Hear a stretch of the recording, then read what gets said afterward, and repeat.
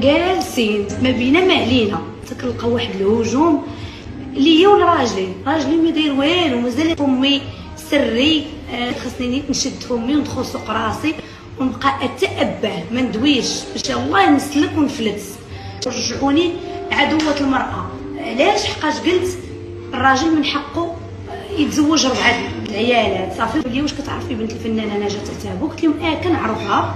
قال لي اشنو نظريتك في الزواج ديال نهار وبعد؟ رغم انني مؤثره اعطيت الراي ديالي على هذه الكلمه بالضبط وعلى الشرع، واش عاطينا 4 ولا لا.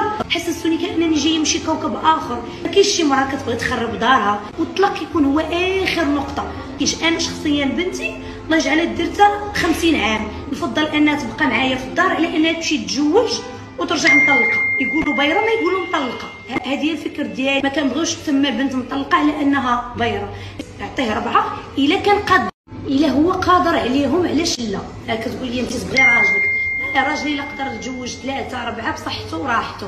انا راه فيا 4. انا هضرت غير على دينيا وعلى الشرع شحال عطينا. هادشي اللي قلت. رجعتوني عدوة المرأة، تبغي راجل كيتزوج عليك.